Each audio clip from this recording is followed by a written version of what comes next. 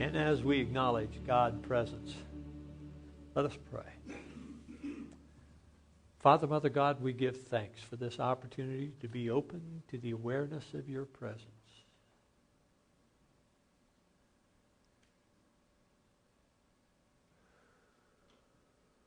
We breathe into this quiet moment.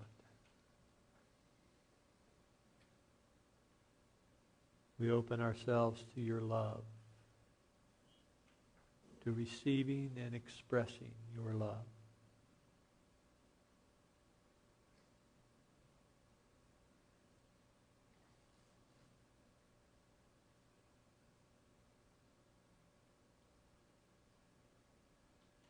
As we recognize that this experience that we just initiated is always available to us,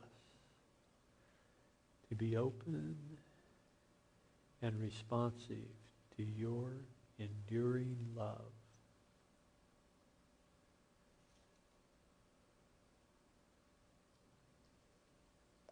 We feel our consciousness shift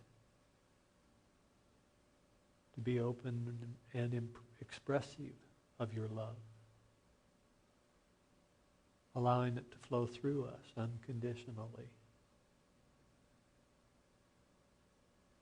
feeling the fullness of its effect, healing us as we allow it to flow forth and touch others,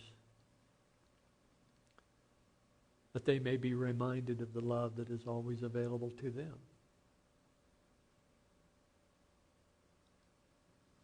And so we see this reception and expression of your love as being our ministry, bringing forth the awareness of your presence in our moment and in our world.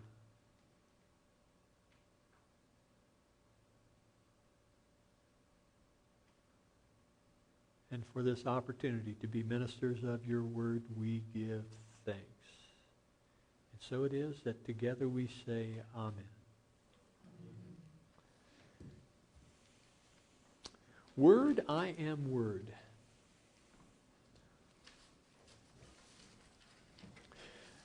Just to, just to remind everyone, a week and a half ago I attended the regional conference for Unity Worldwide Ministries South Central Region, which encompasses 13 states. Turns out we had the conference this year. This is the first time that I had attended.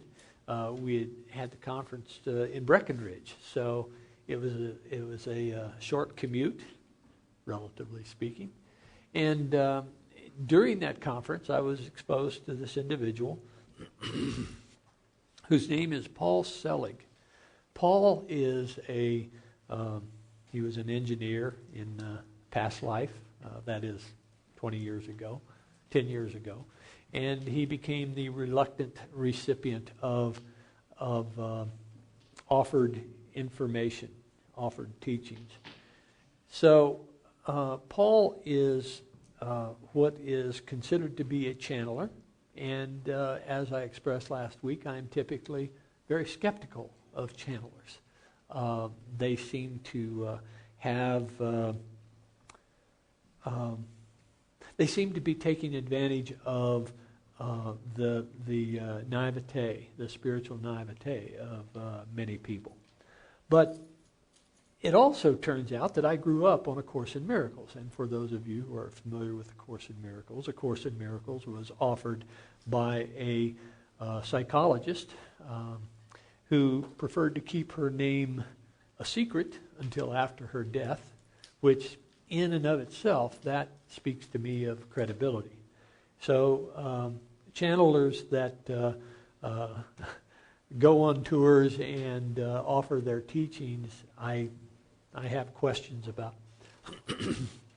But Paul expressed an authenticity during his teaching, during his presentation, that I said, okay, well, I'm going to explore this. So last week I asked your permission to explore this together. So I'm encountering Paul Selig as you are encountering Paul Selig. And as I said last week in gathering your permission, I said there may be a time when I will come to the conclusion that this is bunk, and we'll just have to chalk it up as an experience of exploration that we conducted together without a particular destination being achieved. So, with that in mind, then, you know what? I'm going to.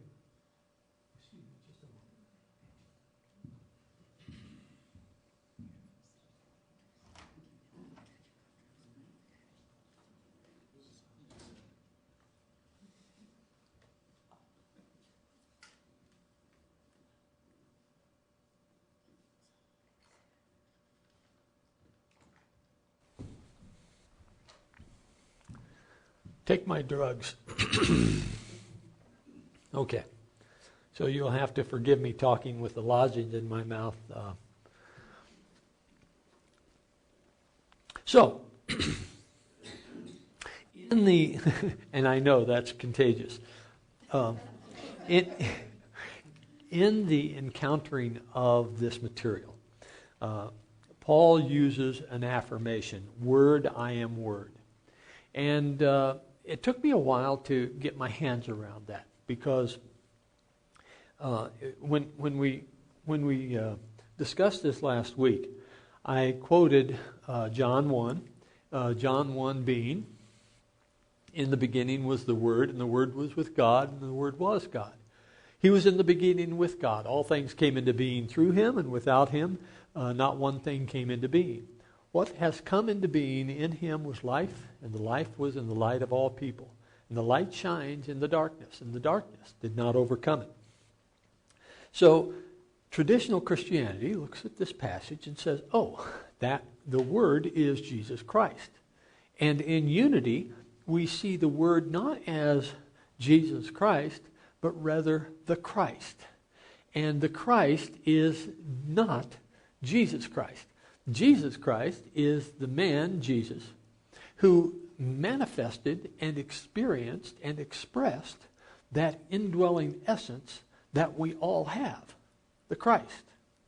And that when we speak of this passage in unity, we see the Word as the Christ and also as the creative process.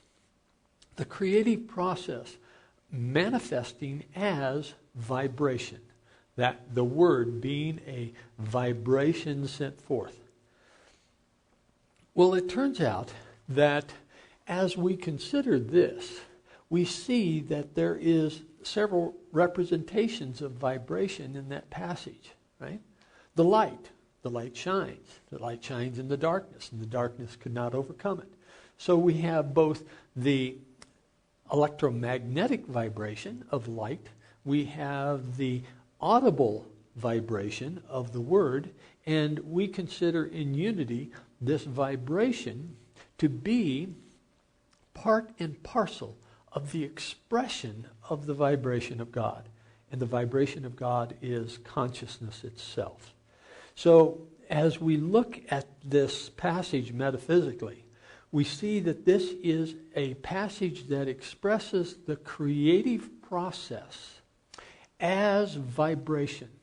And I've talked with you before about the underlying vibration of creation being the will of God, and that when we are in harmony with that underlying vibration, our life is fulfilling, our life is joyful, our life is truly an expression of that vibration of God. So in our attempts to come into a more full understanding of who we are, if we think of ourselves as vibration, then we can realize that, oh yeah, I am the essence of God itself. So when Paul uses this affirmation of word, I am word, I got to thinking, Christ, I am Christ. Now that's starting to make some sense to me, because what I'm doing when I'm using that affirmation is I am addressing the Christ to affirm that I am also the Christ, right? So I am affirming to the Christ, which I am temporarily holding as separate, that I am also the Christ, which brings me back into awareness of that union of Christ. Does that make sense? So it is my way of bringing myself out of the consciousness of separation into the consciousness of oneness with God. So Word, I am Word. Christ, I am Christ. Word, I am Word. This affirmation is used by Selig, is offered by Selig, and I assume used by Selig, but it's offered by Selig repeatedly during the teachings. And so as we think about this affirmation, I'd like you to take that on. I'd like you to practice with this idea. Christ, I am Christ. Or Word, I am Word. The interesting thing about using Word is that it connotes this vibratory, metaphysically expressed idea of creation. So as we move along in the teachings of Paul Selig, we're going to be looking at, first of all, this creative process. Now, when Paul speaks of the Word, he says the understanding of the self as the Christ brings to it the Christ. That is, as we affirm that we are the Christ, we are bringing into our consciousness that awareness, and it causes the Christ awareness to bubble up within us. And once the Christ is merged with the soul that it is created in, miracles occur. Now, it's not about the miracle of manifestation per se, but rather it is opening ourselves up to the realization that miracles are a common experience. Now, A Course in Miracles says that very thing, that miracles are a common experience if we open ourselves to them. And the miracles being, as A Course in Miracles defines it, a miracle is the transmutation, the transformation of an old fear to a present love. An old fear to a present love. When A Course in Miracles talks about fear and love, it is talking about the polar opposites. That it is not, love is not on the other end of the spectrum hate, but rather on the other end of the spectrum fear. And that when we are in the awareness of love, fear disappears. Now, I need to qualify that, because we often mix the definition of this personal contractual love, right? I'll love you if you do this, right? Or I'll love you because you have done that. That contractual perception of the meaning of love is not what we're talking about. We're talking about an unconditional love. We're talking about a love that is offered without any stipulation to it. So when we are able to offer that unconditional love, fear disappears.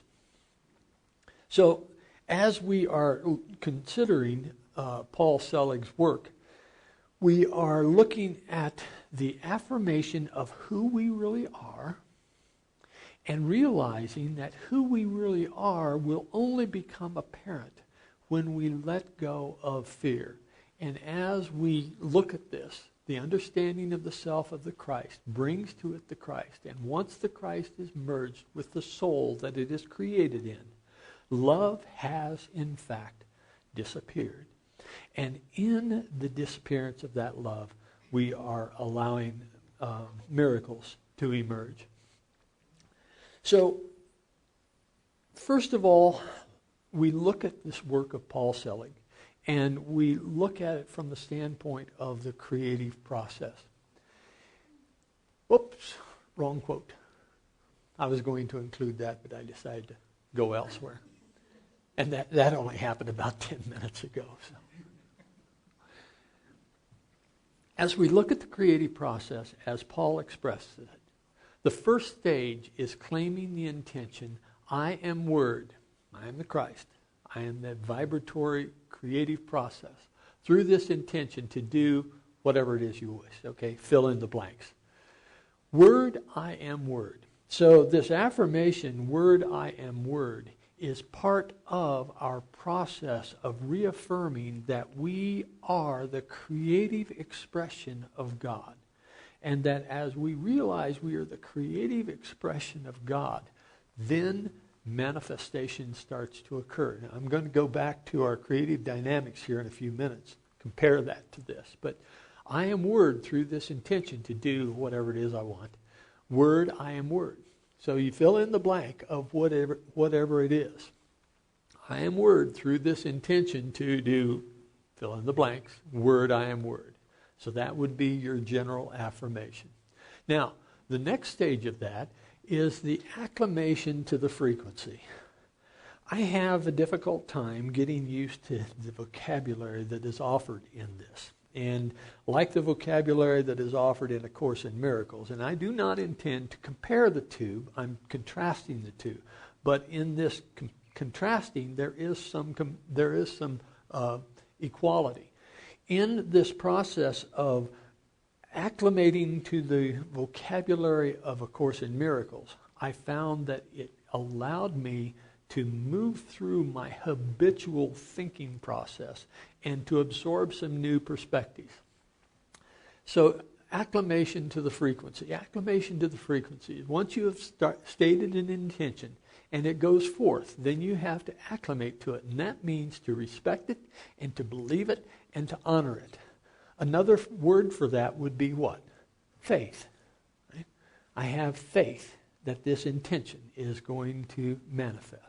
And the third stage is I am in my reception of my intentions. That is, I am seeing my intentions manifest. I reap the benefits which I have called forth into being.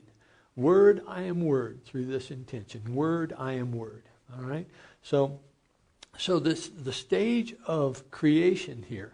Let's look at the dynamics of creation which I have expressed in the past. This is kind of a complicated thing, and normally I would step through this and expose only one part at a time. And you may not be able to see this with this projector, but this is ideas into form. So the process of moving from the idea into form, from that realm of substance, which Charles Fillmore refers to as that out of which all manifestation arises. We go through this process that is embedded in thought. This is a thinking process. I am the thinker, right? Who thinks the thoughts. That changes the way my life unfolds. So there is the inspiration. There is the intention that comes out of that inspiration. And then I get throttled by my assumptions, right? I have this inspiration, I have the intention, and then I say, oh, well, but yeah, this, and now I'm going to need that, and then that's not going to work because this is that. So we have the inspiration, which is, oh, wow. And then we have the intention, which is an articulation of that inspiration. And then we come to the assumptions, which constrains us, right? But then we turn our attention to that which we have been inspired. Okay, so the attention then is going to channel our efforts into manifestation. So if we can reduce our assumptions, if we can limit our limitations, then we have a greater opportunity to bring the fullness of our inspiration through our intention with our attention into manifestation. Okay? All of that based upon faith. And if we allow fear to come into the process through the various assumptions that we may make, that is going to shut down the whole process. All right? So it's important that we keep fear out of the process so that we move from inspiration through attention into manifestation, taking idea into form. So as we look then back at this process, back. No, not that far back. Come on.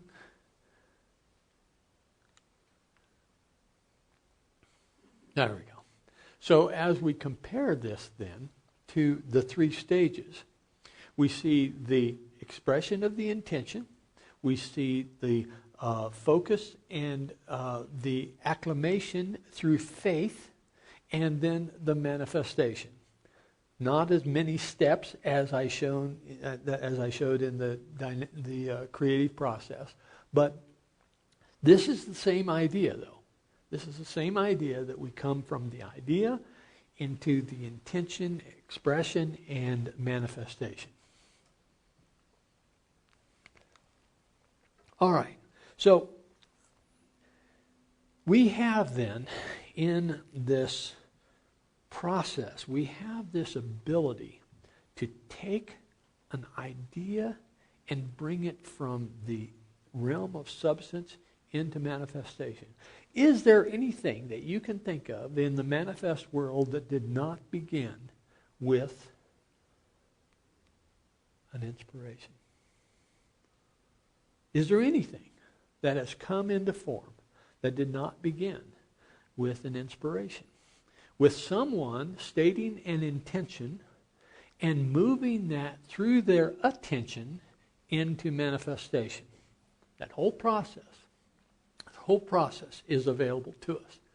And as we then carry this back to the teachings of Jesus, we see in John 14:12 through 14, very truly I tell you, the one who believes in me, the Christ, will also do the works that the Christ does. And in fact, will do greater works than these because I'm going to the Father. I will do whatever you ask in my name so that the Father may be glorified in the Son. If in my name you ask me for anything, I will do it. This is the creative process that is saying that if you rely upon the awareness that you are the Christ, if you believe that you are the expression of the Christ, miracles occur. Do you see how the teachings that came out of the teachings of Jesus 2,000 years ago that came through, of course, in miracles, that came through our everyday process, that we see in Paul Selig's word when he declares, Word, I am Word. Word, I am Word. Reminding yourself that you are the creative essence of God here, now, able to do what you set your minds to do.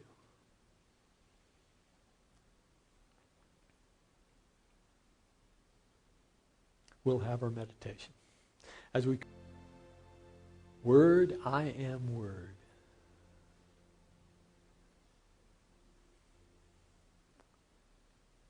As we express this in affirmation, realizing that this is the Christ that I am affirming. We may feel just a little edge of change in our consciousness, or we may in fact feel a dramatic change. Wow, I am the Christ. I'm the creative process of God here in this moment. Offered all of the tools I need to be the creation of love,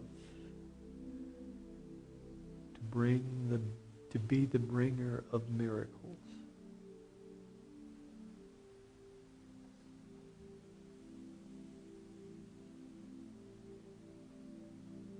I am the facilitator of God's creative energy here in this moment. Word, I am Word.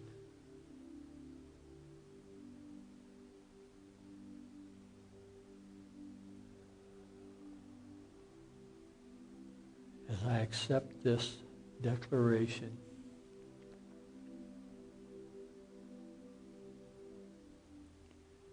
as I accept my responsibility to be the expression of God vibration here in this moment,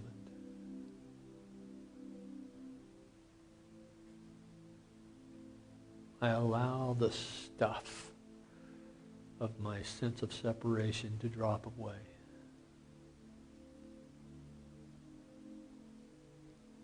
I celebrate this reality of who I am in truth. I am the essence of God here in this moment, open to the unconditional love that flows through me into this moment, touching each and every one, feeling each and every one, seeing each and every one as the Christ that I am. Word, I am Word, emboldens me to be the creator in this moment, to be the expression of God in this moment, to be the creative hand, tongue, feet of God in this moment.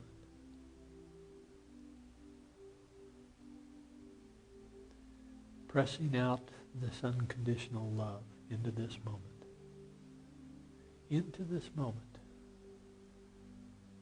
Not worrying about the times that I missed the opportunity in the past, or being concerned that I will be awake in the future, but rather knowing I am awake right now. I express this unconditional love.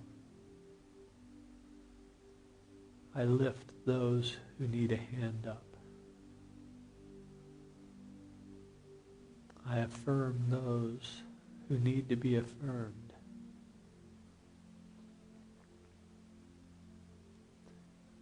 I open myself to the divine guidance,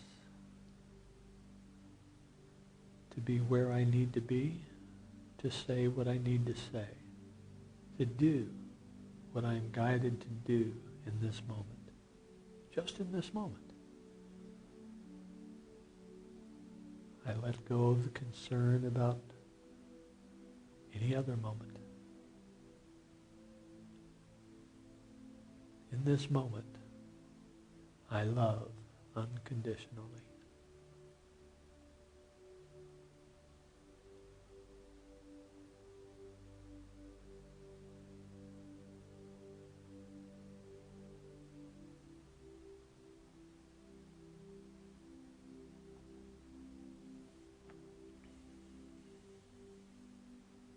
And in this moment, I love unconditionally.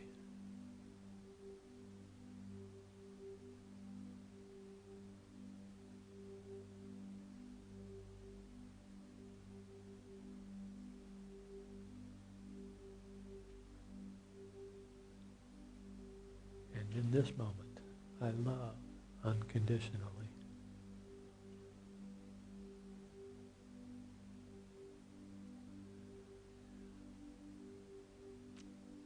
And so in this practice of staying awake, I am the messenger of God.